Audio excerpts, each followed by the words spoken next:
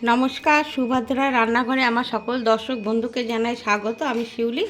আজকে আমি তোমাদের সামনে দেখো কি নিয়ে এসেছি, সেটা হচ্ছে কামরাঙা। শীতের সিজনে এখন কামরাঙাগুলো এখন রং ধরে এসছে প্রায়। তো আমি কামরাঙাগুলো এইভাবে স্টারের মতো করে কেটে নেব। সমস্ত কামরাঙাগুলো কেটে আমি কামরাঙার আজকে আচার বানাবো। তোমাদের সাথে আমি কামরাঙার আচারের রেসিপি শেয়ার করব। তো আমি এগুলোকে কেটে রেডি করে নিই। তার মধ্যে আমি আগে একটা তোমাদের দেখাচ্ছি, ধনে, জিরে আর মৌরি এগুলো শুকনো খোলায় গ্যাসে বসিয়ে দিচ্ছি কড়া দিয়ে। এগুলোকে আমি শুকনো কড়াতে নেড়ে একটু রোস্ট করে নেবো। আর তার সাথে একটা শুকনো লঙ্কা দেব, ভেজে নিয়ে গুঁড়ো করে আমি আসছি। মশলাটা আমি গুঁড়ো করে রেডি করে নিয়েছি। আমার মশলা রেডি।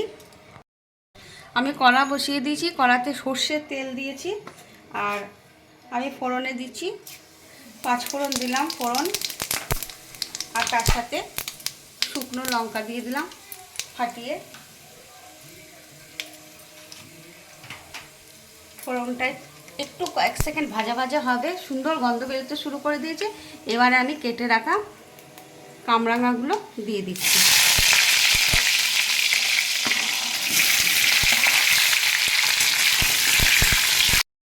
আমার কামরাঙাগুলো দেখো ভাজা ভাজা হয়ে গেছে, লাল লাল হয়ে গেছে। এবার একটু আমি হলুদ গুঁড়ো দিয়ে দিলাম, একটু কাশ্মীরি রেড চিলি পাউডার দিয়ে দিলাম, আর একটু স্বাদ মতো পরিমাণ মতো লবণ দিয়ে দিলাম।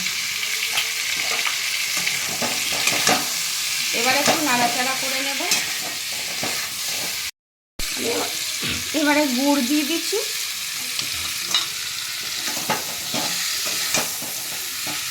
আমি একদম জল দিইনি, গুড়টা গলে গেলেই জল বেরোতে শুরু করে দেবে।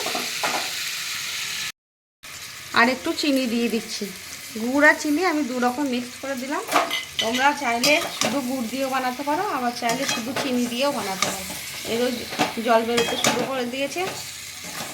তোমরা তোমাদের ইচ্ছা মতো মিষ্টিটা দেবে, মিষ্টিটা নিজে নিজের স্বাদ অনুযায়ী দেবে। আমারটা একটু মিষ্টি মিষ্টি, ঝাল টক হবে, মিষ্টি হবে বেশি। আমরা একটু মিষ্টি মিষ্টি খাই। দেখো ফোটা শুরু করে দিয়েছে, আর চিনি আর গুড়টা গলতে শুরু করে দিয়েছে।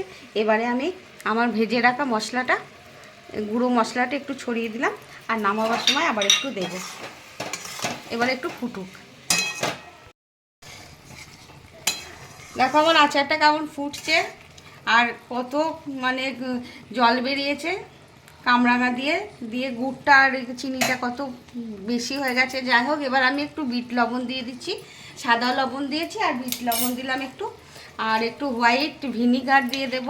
তোমাদের কাছে যদি ভিনিগার থাকে তাহলে দেবে, আর না থাকলে লেবু রস দেবে। সংরক্ষণের জন্য ভিনিগার বা লেবু রস দিলে অনেক দিন ভালো থাকবে, আচারটা অনেক দিন রাখা যাবে। এবারে আর আমি কিছুক্ষণ, দেখো চিটচিট আরম্ভ হয়ে গেছে।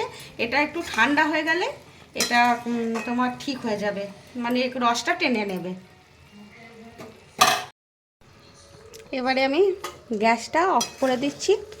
আমার হয়ে গেছে, আর সুন্দরভাবে হয়েছে। দেখো একটাও ভাঙেনি, কিন্তু সব গোটা গোটা রয়েছে, স্টারের মতো সুন্দরভাবে স্টার হয়ে আছে একটা একটা করে। আর এটা অফ করে দেওয়ার পরে এটা ঠান্ডা হয়ে গেলে এটা অনেকটা জমে যাবে। এবার আমি গ্যাসটা অফ করে দিলাম। আমি উপর থেকে একটু ভাজা মশলা ছড়িয়ে দিয়েছি। তো কামরাঙার আচার আমার রেডি এবং সার্ভ করে দিয়েছি। একটা কামরাঙা ভেঙে যায়নি, একদম স্টার হয়েই আছে। দেখো তোমরা দেখতেই পাচ্ছ। যাই হোক, এইভাবে একবার বানাবে, তোমরা বানিয়ে খাবে এবং খেয়ে আমাকে কমেন্ট করে জানাবে তোমাদের কেমন লেগেছে এই কামরাঙার আচার। আর তোমরা সবাই ভালো থাকবে, সুস্থ থাকবে। তোমাদেরকে সকলকে অসংখ্য অসংখ্য ধন্যবাদ এবং অনেক অনেক ভালোবাসা। নমস্কার।